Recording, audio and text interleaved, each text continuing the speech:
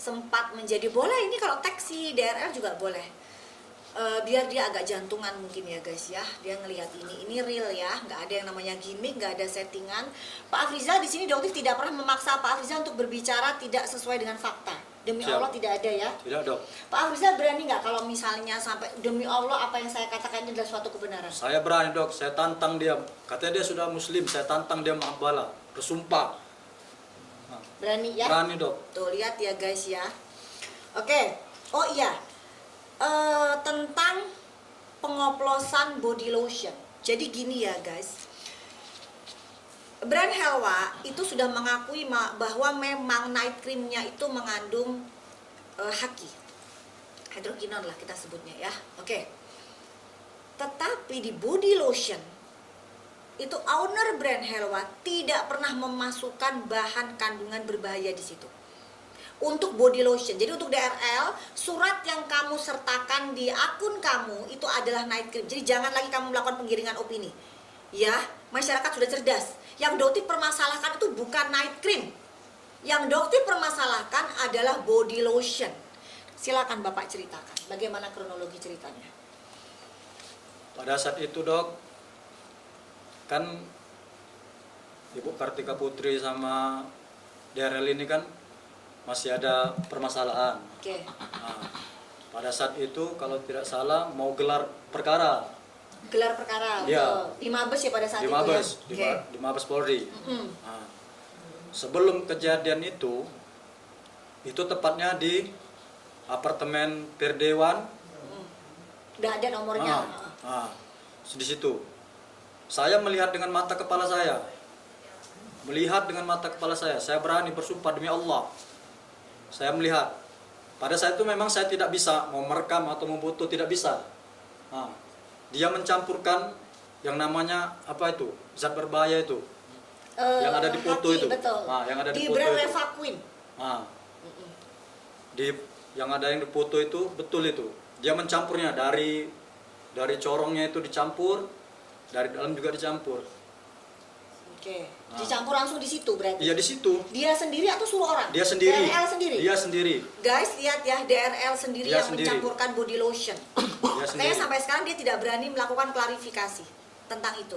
Dia Karena sendiri. memang dia sendiri pelakunya. Itu baru yang namanya menjatuhkan brand. Ya. Jadi dia sendiri yang mencampurkan, Dia sendiri, mengoplos body lotion dengan Revaquin, body Dia lotion sendiri. Helwa dengan Revaquin tersebut. Ya, dia Selanjutnya gimana? Setelah itu, setelah dicampurnya, dia masuk ke kamar dia. Baru saya tengok kan, apa ini kan? Saya punya inisiatif sebenarnya kan. Saya foto lah itu. Saya foto. Oke. Saya foto. Itu yang Revaquinnya itu udah dibuang ke kotak sampah. Saya ambil, jadi saya susun kayak itu lagi ya kan. Oke. Itu. Saya yang foto memang itu. Memang yang bukti-bukti yang itu diserahkan ke kepolisian sekarang ini ya. Iya. Karena kan Doktif sudah kasih juga ke kepolisian ya untuk sebagai barang bukti juga bahwa itu adalah fakta. Ya. Betul, Oke. Dok, fakta itu. Oke. Jadi dicampur terus selanjutnya gimana? Ya, selanjutnya setelah dicampur, dia telepon anggotanya suruh ambil, bawa itu Anggotanya produk. inisialnya ada? Ada. M juga? Iya. Oke, terus? Disuruh ambil, terus dibawa ke lab. Yang bawa ke lab itu si Hans ya, Iya. Hans yang melakukan syuting ya. Itu Hans ya, berarti Iya. yang menjemput juga Hans kan ya? Yang menjemput di Medan? Iya, si Hans, oke. Setelah dibawa itu ke lab, baru keluar hasil lab, baru dipasang dia di status dia di IG. Oke, Itu bahwasannya ini itu. Oke. Jadi guys, setelah itu dipasanglah ceritanya di Igoy bahwa produk body lotion dari brand Helwa itu mengandung bahan berbahaya. Iya. Itu fitnah yang sangat keji. Itu loh yang namanya menjatuhkan nama brand. Jangan dibandingkan dengan Doktif. Yang Doktif sampaikan itu adalah fakta. Nggak pernah Doktif ngoplos-ngoplos. Itu perbuatan dosa. Ya, gitu. Jadi nggak pernah yang namanya Doktif ngoplos. Yang Doktif lakukan langsung masukin ke lab. Hasil lab keluar ya Doktif sampaikan. Makanya sampai sekarang pun brand-brand owner pun yang ada malah meminta maaf, memperbaiki. Nah, pada saat itu brand Helwa sempat juga ribut kan pada saat itu ya. Tapi suaranya nggak terdengar. Kenapa guys? Karena pada saat itu kita semua tertipu oleh DRL. Kita semua tertipu dengan brand image-nya dia, framing-nya dia Framing. sebagai seorang dokter yang membela masyarakat. Iya. Begitu hebatnya, Iya. ya begitu hebatnya dia memframing itu semua. Oke. Terus di sini ada lagi yang mau ditanya nggak guys? Ada lagi yang mau ditanya nggak? Ari bilang di sini tidak ada yang namanya mengolok. Di sini membuka kebenaran. Betul. Ya, di sini nggak ada. Kalau kamu mau membela, silakan beli produknya DRL. Silahkan coba, ada nggak hasilnya, ya. Karena bahkan adiknya sendiri pun mengakui produknya itu adalah overpriced dan overclaim. Adiknya sendiri pun mengakui, ya. Jadi, di sini ada cerita Atlantis. Pernah ke Atlantis? Pernah. Pernah yang ke Bali yang punyanya Atlas. Oh. Pernah. Pernah dok? Pernah. Pernah main Pernah. ke Bali. Pernah. Berarti pernah ketemu Bang Hotman juga? Pernah dok. Pernah ya? Sering ketemu? Sering. Oke. Kalau di Bali sering sama perempuan yang disebutin itu atau lain lagi? Lain lagi dok. Lain lagi. Ya lain lagi. Jadi rumah yang saya post itu rumah siapa? Ya, itu simpenannya lah itu. Simpanan dia itu. Jadi bukan istrinya ya, betul Bukan, ya? bukan. Jadi untuk istrinya nggak apa-apa, ya. Jadi apa yang Dokter sampaikan di kontennya Dokter sebelumnya itu adalah fakta, ya. Nggak ada. Dan istrinya pun jangan lagi membela, membackup, ya. Karena kebenaran itu nggak akan bisa. Mau seperti apapun ditutup, itu pasti akan terbongkar. Kebusukan pasti akan tercium, ya. Jadi kita doakan untuk DRE bisa mengungkap juga kebenarannya, ya, karena harus terkuak. Masyarakat Indonesia ini harus kita buat cerdas, smart bersama-sama, bener ya? Betul dok. Bagaimana sih karakter DRL sebenarnya yang Pak Afrizal lihat sampai yang Doktif itu kaget loh ya. Maksudnya kan Pak Afrizal sudah setia banget selama 2 tahun ya, kok tiba-tiba bisa melakukan hal seperti yang kemarin Pak Afrizal alami. Jadi karakternya sebenarnya di matanya Pak Afrizal itu seperti apa sih seorang DRL ini? Saya kenal DRL ini dok. Sebelum dia jadi orang hebat saya kenal. Dia ini Kalau sekarang Doti melihatnya hebat dalam tanda kutip ya. Ya. Menurut saya bukan hebat ya, itu memang hebat tapi dalam menipu masyarakat Ah. Indonesia. Jadi bukan hebat dalam konotasi yang positif ya, enggak. ya. Heeh. Ya kalau menurut saya orangnya ambisius, sudah menghalalkan apapun cara kayak itu. Kalau saya lihat, kalau katanya A ya harus A, itu nggak bisa dibantah-bantah itu. Saya pernah dari Jakarta diutus pulang ke Palembang ini cuman untuk jemput simpanannya itu. Palang sudah 3 bulan saya nggak ketemu istri saya. Nah, saya gedor-gedor itu rumah, saya gedor-gedor. Hampir ada 15 menit nggak dibuka-buka. Dia pernah ribut itu sama siapa? Ribut kalah, kayaknya berantem lah kayak itu ya kan. Saya disuruh terbang dari Jakarta ke Palembang, suruh jemput itu si perempuan itu. Saya sudah gedor-gedor, nggak dibuka-buka. Saya telepon, dok kayak mana ini? Matikan lampunya, biar AC-nya dia kepanasan katanya. Sedangkan di depan rumah itu ada orang renovasi rumah. Saya kan dilihatin orang dok. Terus Pikirnya maling kan? nah, saya kan malu kan. Lebih dari 15 menit saya gedor-gedor. Jadi saya pulang, saya jumpain anak istri saya. Kebetulan nggak jauh dari tempat kosannya si Oh, perempuan pada itu. saat itu Pak Afrizal masih ada di Palembang keluarganya Pak Masih. Afrizal. Oke, belum balik ke Medan ya? Belum. Oke. Jadi saya jumpain lah. Ya saya rindu juga sama istri dan anak saya. Betul, Nah, betul. kan? 3 bulan nggak ketemu Iya. ya? Sedangkan dia aja setiap hari harus ditemani perempuan. Nah itu. Betul. Jadi saya jumpain, saya dimaki-maki saya. Dimaki-maki saya. Kamu itu apa? Kerja enggak? Kayak gitu, saya dimaki-maki. Jadi kebesokannya setelah saya berhasil si perempuan ini pun mau diajak ke Jakarta. Besoknya saya dipanggil, saya disidang. Kamu itu sebenarnya mau kerja apa enggak? Kalau enggak mau kerja sudah berhenti aja. Berhentikan saya, kata saya. Saat ini juga saya berhenti, saya bilang. Saya siap berhenti. Saya bilang kayak itu. Dia habis ketemu sama orang salah satu stasiun TV waktu itu. Dia mau acara apa itu.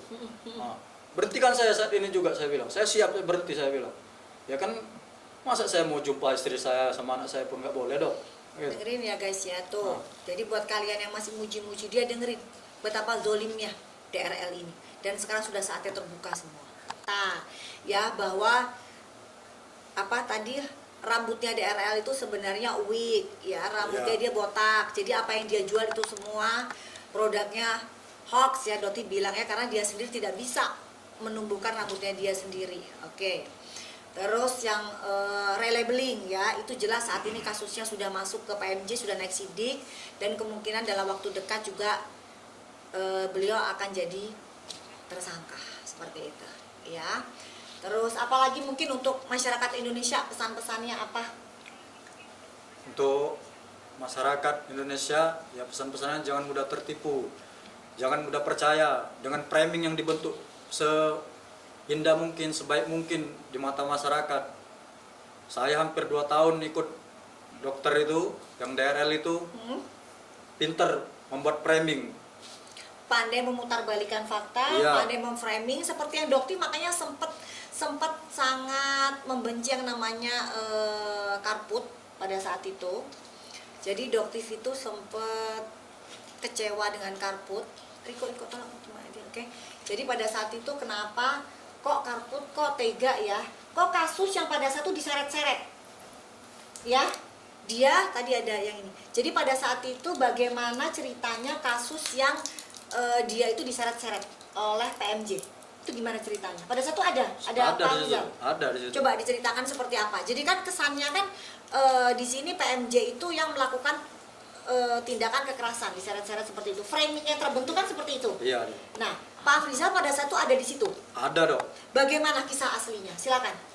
Yaitu sebelum terjadi itu dok, saya masih ingat kejadian entah hari Rabu entah Kamis di dalam mobil kan. Si Han ini yang punya apa? Kita apa aja, kita retas aja kata dia. Oh, si Has berbicara seperti itu. Iya, bisa itu katanya. Katanya kan itu kan terhubung sama Facebook segala macam kan, bisa Iya, nanti iya, kita iya. apa di Facebook kita kasih Iya. tahu bahwasannya si DRL ini sekarang pakai apa akun yang ini kayak itulah kan waktu itu kan.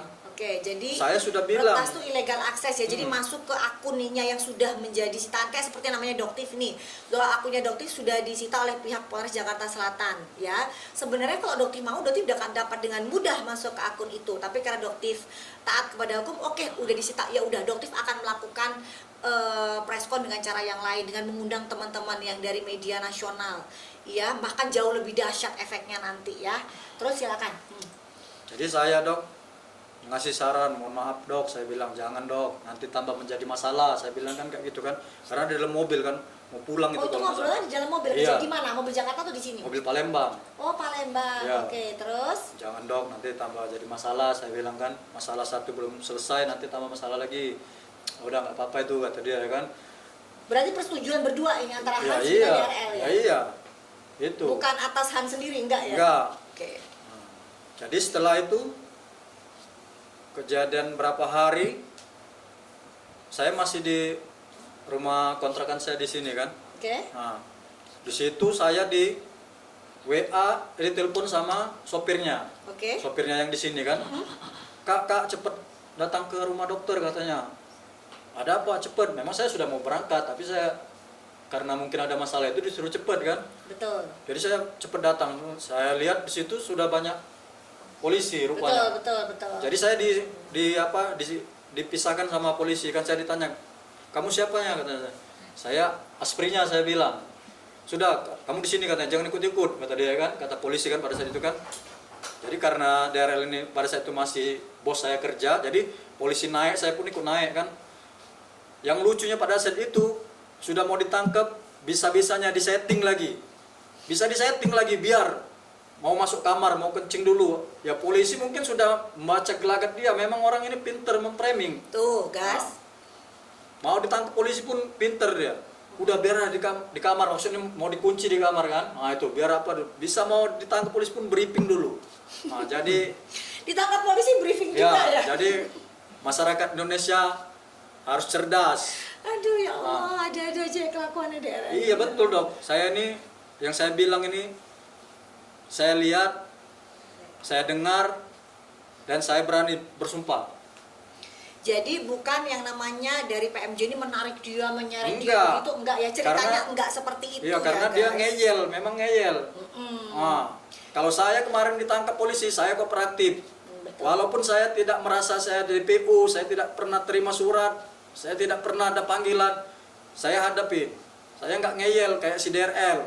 Iya, betul, Ah. betul. Saya hadapin. Betul. Jadi semuanya itu serba disetting untuk menjadi konten. Betul dong. Konten yang apa akan menimbulkan simpati masyarakat. Iya. Seperti itu. Oke? Jadi tapi sekarang sudah semakin cerdas sih masyarakat. Terus tahu nggak soal Alhamdulillah. yang masalah ternak-ternak bujur-bujur itu? Nggak tahu saya dong. Nggak tahu Nggak ya. tahu. Nah, kalau ini memang ada agensinya Pak Ya. Rizal.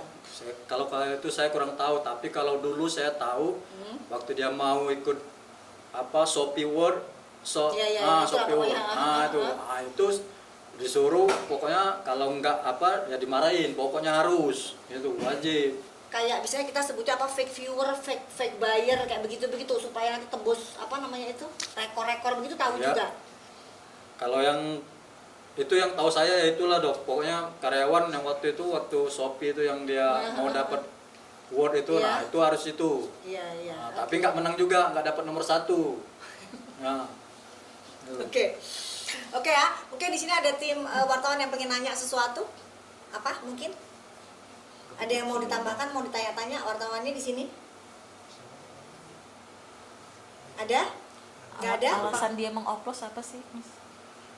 Tahu alasan body dia lotion. mengoplos body lotion Helwa itu sebenarnya alasannya apa? kalau alasannya saya kurang tahu ya Mbak. Tapi yang saya tahu, saya lihat dengan mata kepala saya, memang dia yang ngoplos. Ya saya niatnya apa saya tidak tahu. Oke. Yang saya tahu pada saat itu mau gelar perkara di Barreskrim. Nah, Jadi supaya Itu. mungkin kalau dugaannya asumsi adoptif kan memang ini dugaan ya, memang untuk mengalihkan berita saja supaya lebih menjelekkan nama brand Helwa tersebut. Mungkin gitu. dong. Mungkin arahnya ke situ. Ya. Oke? Ada Pak pertanyaan? Afrizal sendiri di Dr. Charlie di RL, Di RL. maaf, sebagai apa Pak? Maksudnya jabatannya sebagai apa sampai dipercaya? Serba bisa katanya tadi dia bilang, dia sebagai asisten sebagai apa? Mungkin saya dijawab. di situ pada saat itu saya kan pakai name tag gitu ya, sebagai apa ya? Saya di situ ya sebagai pengawal pribadi, sebagai asisten pribadi saya di situ. Masih ada itu apanya itu, name tag saya yang kerja itu masih ada itu. Pokoknya ya kemana dia saya ikut. Yang kasus kemalingan tahu nggak itu? Saya nggak kerja lagi dok. Yang Oh, yang untuk kasus kemalingan sudah berhenti guys, ya? yang di Kasus Padang kemalingan saya, sudah berhenti. ya, yang di Padang yang kan dok. Tapi Iya, saya, di Padang. ya tapi saya dengar kabarnya, tapi saya nggak mau ikut-ikut lagi karena saya memang sudah nggak kerja ya kan dok. Ya, betul. Saya biarkan. Jadi beda case ya, itu pada Ya. saat itu kasus Padang beliaunya sudah resign, sudah berhenti. Jadi Gitu. orang kepercayaannya di RL sendiri. Iya, ya pada saat itu saya ya mbak, pokoknya kemana dia saya ikut. Pokoknya saya itu nggak masuk ke kamar tidur dia aja lah kayak gitu. Ya tapi nanti kamar tidurnya sudah dia tidur sama apa ya saya juga yang pernah disuruh bersihin. Nah gitu. Nah cobalah. Kalau misalnya memiliki hubungan dengan wanita lain itu berapa wanita yang Pak Afrizal tahu?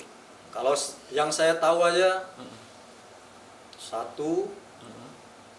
2, Satu. 3, ada 4 orang. Empat yang wanita.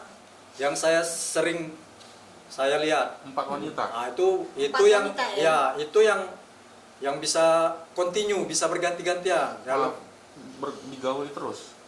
ya saya masalah digaulin atau tidak digaulin saya tidak tahu kan, itu kan di dalam kamar kan. Nah, yang pastinya ya kalau laki-laki sama perempuan di dalam kamar ngapain aja ya kan kayak gitu kan. Nah itu. Ini saya rasa pun istrinya pun sebenarnya Ah, kurasa istrinya udah tahu tahu. Tapi ya istrinya mungkin sudah nggak open lagi, mungkin udah mati rasa mungkin ya kan. Nah, jadi ya seolah-olah nggak tahu. Saya terakhir berhenti riset, saya pernah ditelepon sama istrinya. Saya pernah ditelepon pak, ditelepon. Siapa ini kan? Tapi saya tahu sebenarnya itu nomor siapa, tapi nggak saya angkat. Kedua kali baru saya angkat. Ini siapa? Saya bilang itu. Oh ini dokter Eni katanya. Oh. Oh ada apa dok? Saya bilang. Tanya saya kan. Di mana kamu Rizal? Saya udah di Medan, saya bilang ini. Dia nanya pada saat itu, Rijal apa betul ini yang apa perempuan ini? Saya bilang, Dok, hati seorang istri itu lebih peka daripada seorang kacung, dari seorang pada seorang pesuruh. Saya bilang kayak gitu. Saya bilang, nanyalah ini ya. Saya bilang lah, bosan yang sering diupload itu memang benar, Dok. Itulah yang sering dibawa sama suaminya. Saya bilang gitu.